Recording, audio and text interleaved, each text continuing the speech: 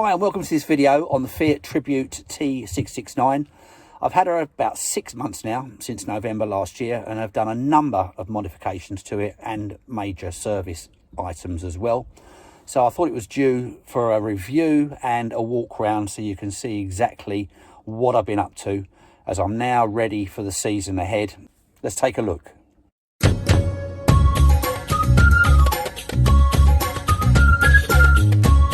Starting from the back, one of the first things I did on the rear end was change the layout of the cycle rack. It used to be up here and I've dropped it down so I haven't got to lift the bikes up so high. As we go inside via the back doors, no pun intended, we've got the double bunks in here. One up the top, that's the one that generally my daughter uses. Storage space up there. She's got her own touch sensitive night lights. Storage over there, that's all new for cup holder, etc. As we come down to what is in effect my bunk, exactly the same. I changed those over. They've got USB ports on them as well. A couple of storage units there and a cup holder. And then over here, the biggest thing I've sort of done in this area is I've put these two boxes up there, so I've got some additional storage for when we go to the continent. Also accessible from the back is your gas bottle, which is in there. You can get two of those. Tend to store my hose pipe and stuff in there. I've put a bit of extra insulation around it so it actually seals it up properly. There's no other access really from the rear. This is my kind of garage box, which houses a couple of deck chairs and a small table, which I intend to use for the barbecue. Continuing with the sleeping area, from the inside, you've got storage pockets up there, two nice lockers up there, ideal for a kid, you know, if you don't want to climb the ladder. This ladder was originally over here. You can see the old screw holes marked out there with a couple of stickers. But I found it quite annoying because every time you wanted to get in the fridge, for example, you had to move the ladder. So I opted to place the ladder on the left hand side, which means it can stay there all the time. It doesn't interfere with the shower door, and you can get in both cupboard and fridge without having to move it. The shower compartment, I've not done a great deal in here really, other than sort of I gave the hydraulic little ram thing a clean up and that, because it was a little bit corroded. There's a main socket in there, upside down. I don't know why they do that. They like putting their sockets in upside down, but still, it's to stop you doing something, and I can't work out yet what it is. I did replace in here this rail that runs across, that allows you to slide your sink out of the way to give you more room for showering. Electric toilet, well, electric flush. Lovely bit of kit, can't argue with that. Well pleased. I've also introduced an additional main socket in the rear end underneath the lower bunk, just because I wanted a power supply to run something like a heater or something like that if I chose to in the winter. The other good thing, when I'm not with my daughter and it's just me, I tend to remove the upper bunk, which gives me total headroom, gives me that storage that I've introduced on the left hand side, and the above lockers as well. I'm trying to work out somehow of putting in some kind of hanging system, probably going to be down the back, because there's quite a bit of room between the edge of the bed and the back doors. I'd say probably about 6 to 8 inches. A couple of little rails to allow me to hang some shirts and stuff like that. That's all to come in the future. Also underneath the lower bunk, you've got storage spaces. There's a locker here. This houses your shut-off valves for your gas. And also I've had 4 12 case bottles of water stored in there. There's another little drawer out locker there. That just folds out. That's got blocks in it for the barbecue at the moment. And there's another little like inset locker just behind the table, the chairs and tables there, which I don't really tend to use too much at the moment. Stepping back from the bed, you've got a storage unit here. This one's been converted prior to me arriving, or there is a little hanging rail there, And I can imagine these shelves to me look like they've been added later on, which is fine. So you've got 3 levels of storage there, which I used to have a lot of junk in, but I've since got rid of with a view to going over to the continent, because my daughter is going to need all of that probably to store her clobber in, as well those ones up there. Underneath that unit you've got the fridge, works on gas, 12 volt and electric as well. Like I say, I've used the Campervan about 3 times now. It works on 12 volt when the engine is running, but cuts off on its own. I've also used it on gas and tried to run the gas while we're driving along, but the gas seems to shut off, and I haven't quite worked out why that happens yet, but I'm working on it. I'm wondering whether there's something in the valve that's in the gas bottle locker, or there's something on the fridge that tells you it's moving about. I don't know, but anyway, underneath here you've got my cutlery drawer. Below that we've got a oven and grill combined, and underneath there we have another little storage drawer with cups and stuff in it currently. This top piece here is the cooker. Got a 2-burner hob, and you've got your sink there. I managed to get the largest bowl that I possibly could in this gap, and what I did, I just cut out a little recess in it which allowed the tap to slot into it so that you can close it up without any problems, like that. My glass lids were quite scratched up by the previous owner. They clearly used it as a chopping board, so I went with a gloss worktop covering. This was all I had at the time.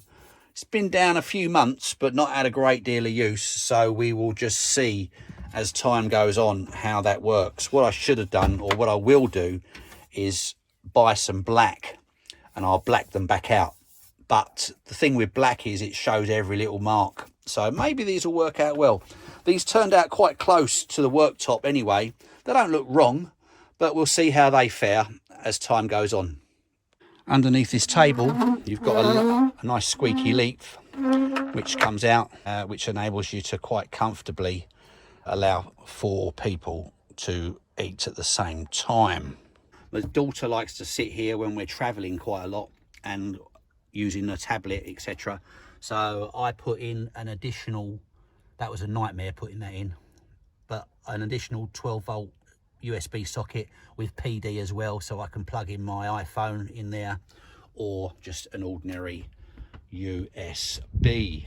There is one underneath here, but at the end of the day it just gets in the way. You're running cables up over the sea, and if you need to get in or out, etc., didn't find those very useful at all.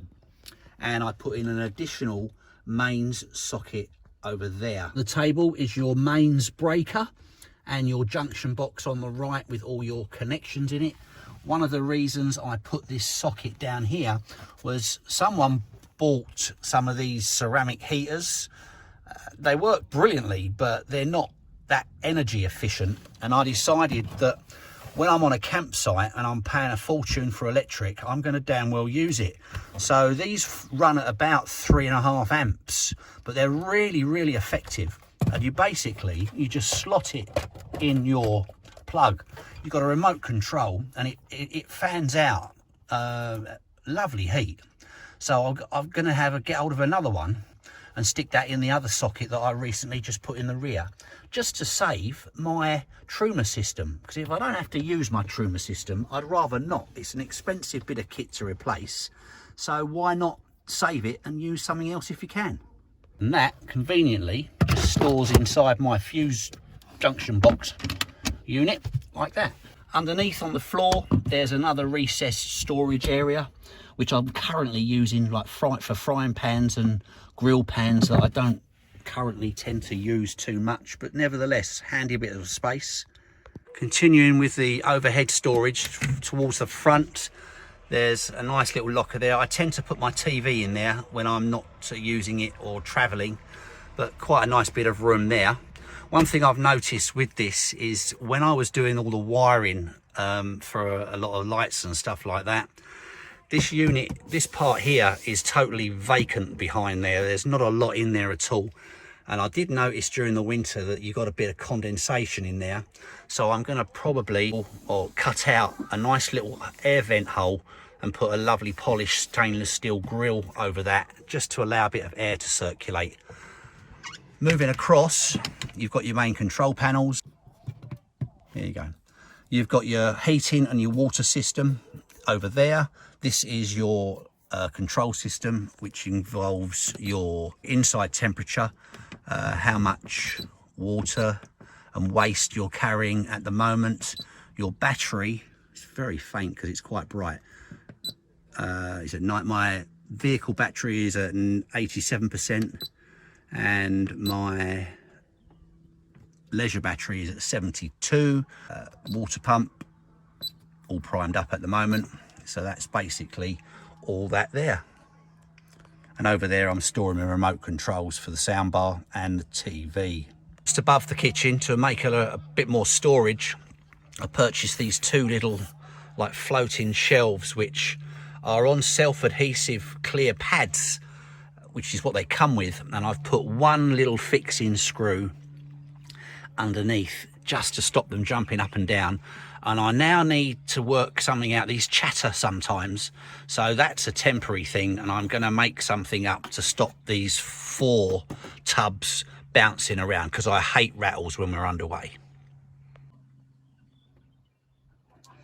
Underneath the sink unit, you've got a light switch here which controls these 3 lights down there. They're like a night light, and the good thing about them is you can leave them on, and when you get into bed there's a switch on the wall which you can turn them off as well, which is quite handy as it happens. From the outside I have put in a nice little step. It's not an electric one. They can play up and the motors get choked up, etc. So I put a manual one in, and it's a damn sight cheaper. I also added this additional rail on the outside, which enables you to bring the table out, hook it over there, and then you've got your table for when it's a nice sunny day. Here is another socket which I put in so that you can charge a tablet or your phone while the table is out. I mounted my handle for my canopy here just to keep it out of the way, and also so it didn't rattle. That fits in there quite nicely. But that's basically the front area of the T669. You've got a nice vent upstairs, up the top there, which goes up as high as you want it to. You've got your fly screens as well as your blackout blinds.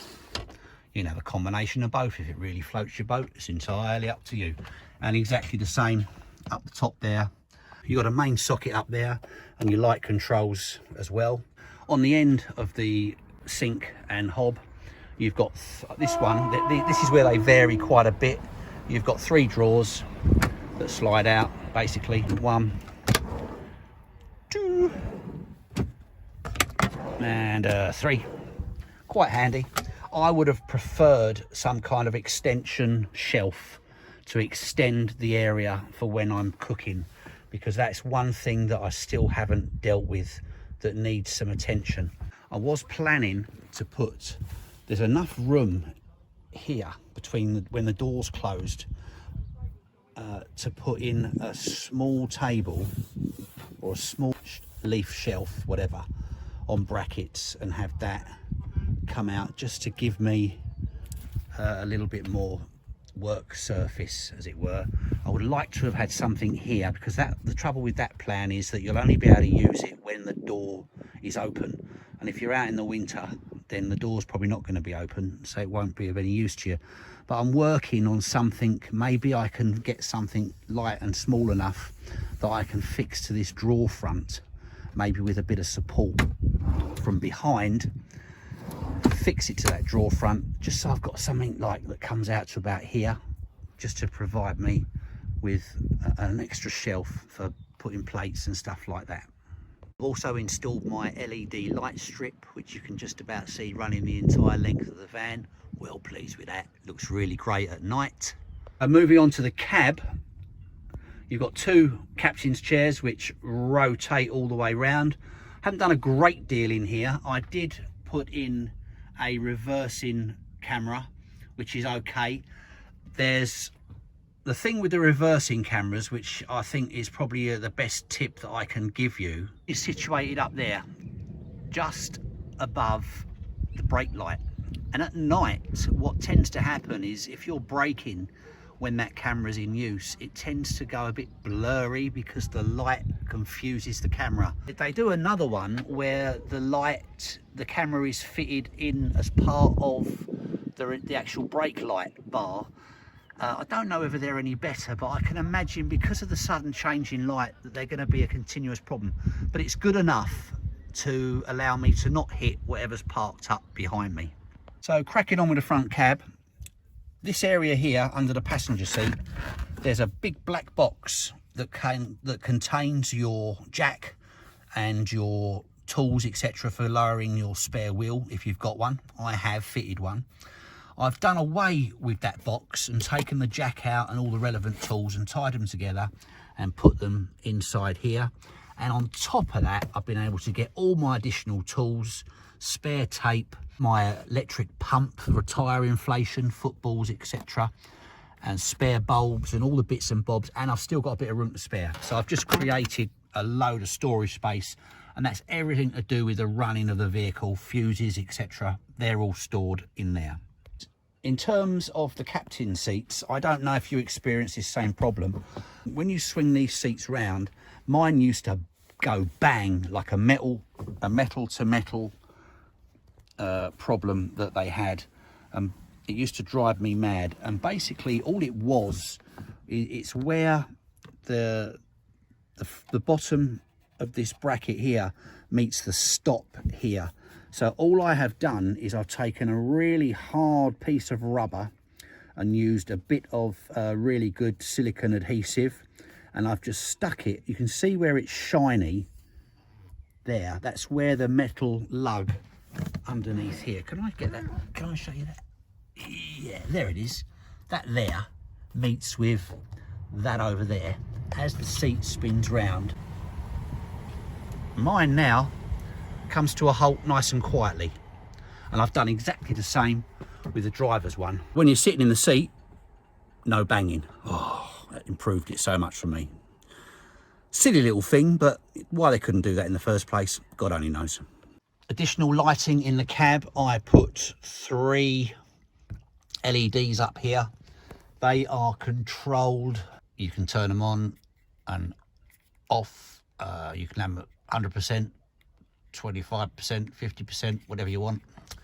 They're quite nice, like those. A much needed bit of light, because it's a space that you want to use, and I found at night it was generally quite dark. Another issue that I had with the front of the cab was particularly at night, if you were driving along and you've got bottles and stuff in here, you can't see them at all. It is pitch black down there around your feet.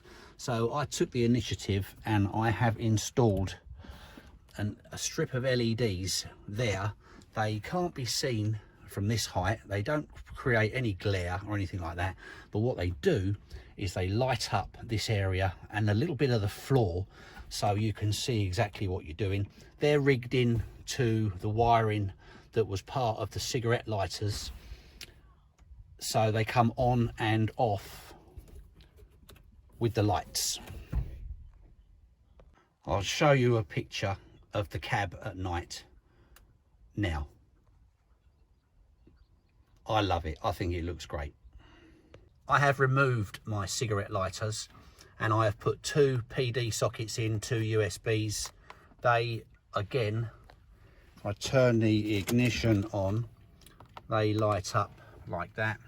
So you can charge USB and PD. I suddenly had a thought a little while ago that, oh, I haven't got a cigarette lighter socket now, and I've got a couple of things that would require the use of one of those. But fortunately, I do have one up here in this locker, so I can use that if I need to blow up any inflatables or whatever. So I've kept the old one, so if it ever wants to go back, it can do.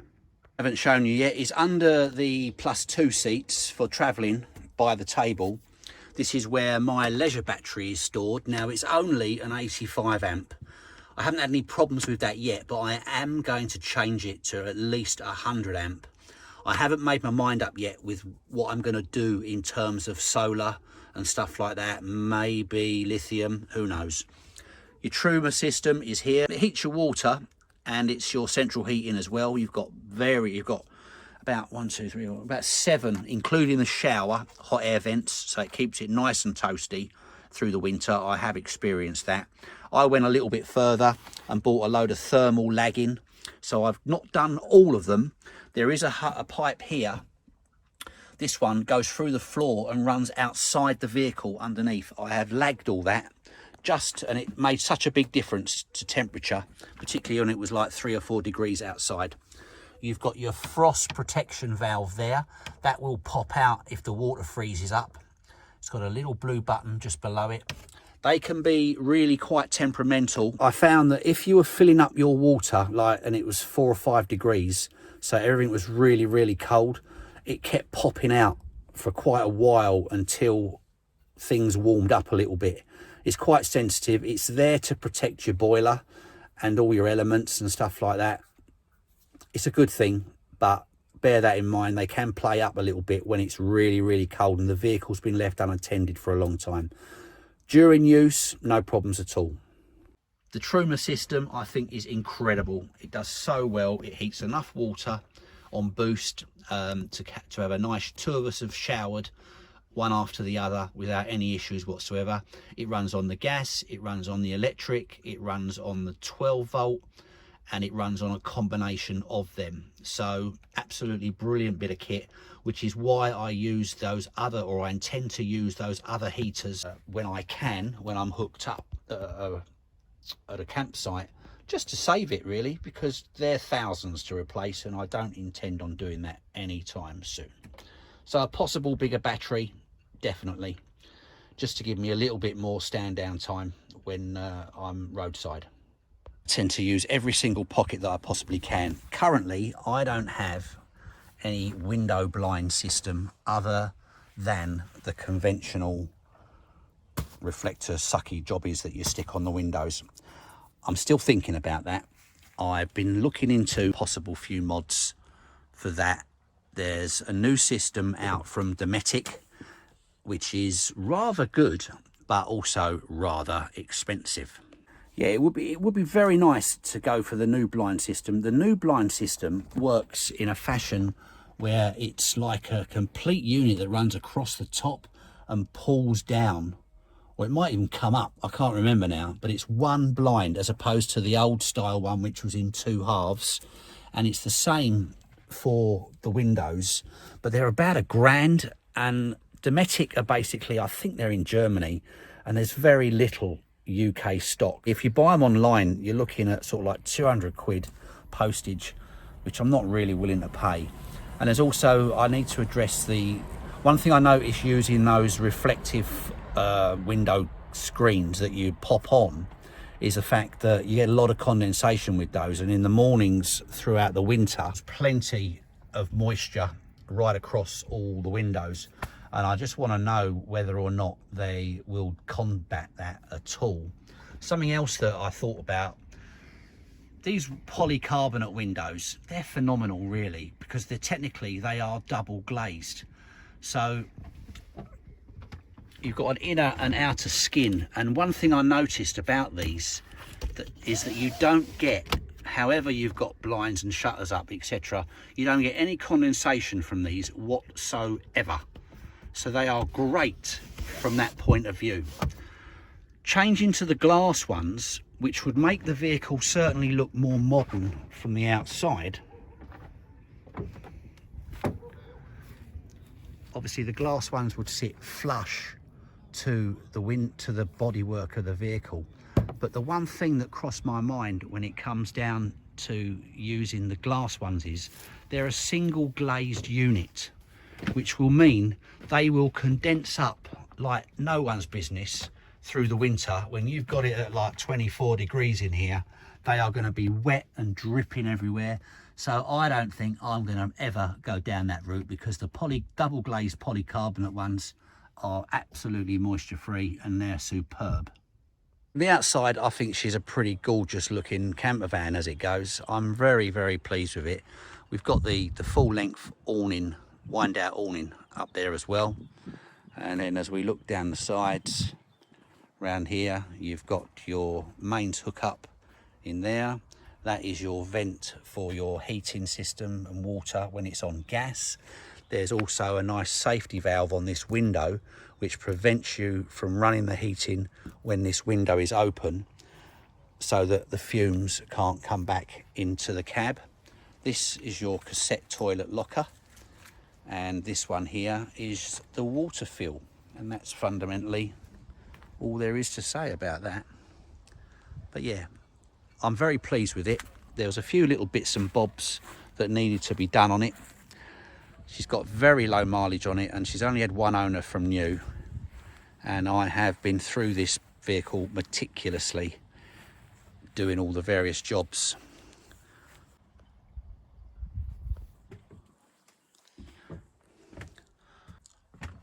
Hope you've enjoyed the guided tour. I will finish off and say, watch this space for new mods coming, probably not until later on in the year, and they're probably going to be including either the blinds on the front, certainly a table which might appear anytime soon. There's not a great deal more I need to do. I need to use it a bit more to discover if there are any areas where, you know, I could improve on for space, storage, etc. Big maintenance issues that I've done with the vehicle so far. I've had no problems with her whatsoever. When I bought it from Wellsbridge Motorhomes up in Cambridge, and when I purchased it, it was kind of due a cam belt, so I decided to do that job myself, which I have recently just done. There is a video up on my site if you want to watch that. So the cam belt is all done, including the drain holes where you can get water ingress around your injectors, etc. It came with a full service, so I'll probably drop the oil and the filter before I go off to Paris in August. We're planning to use the vehicle on Maybank holiday, which is a week or so away. So thanks for watching. Hope you found that useful. I'll try and include any details on any of the mods that I've done if you need any information. I didn't make videos on all of them. You know how it is. Sometimes you just need to get the jobs done with time constraints, etc. And it's not always possible. But any questions, or if you've got any tips or advice on anything that you think I could have done better, or that I might like to enjoy doing, to Rory, keep forgetting his name, so he'll go mad. Thanks for watching. Take care.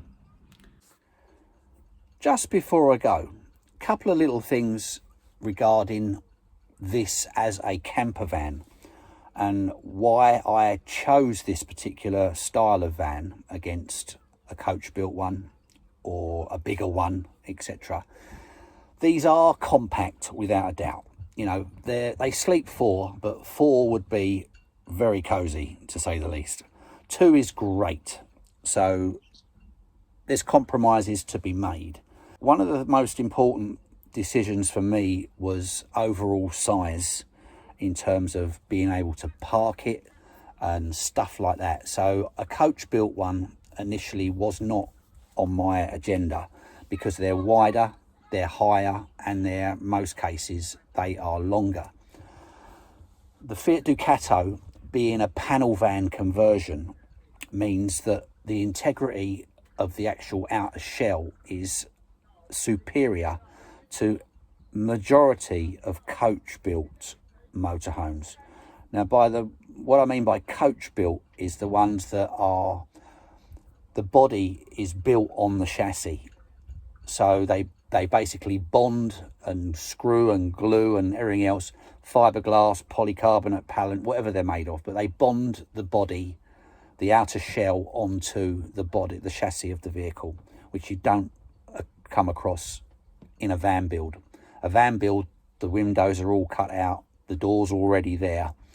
So as they get older, one of the biggest issues with coach built motorhomes or camper vans is leaking and damp issues and stuff like that. The vehicle's flexing and moving about all the time, so as time goes by you generally find that those there's going to be little cracks and breaks in the seal here and there.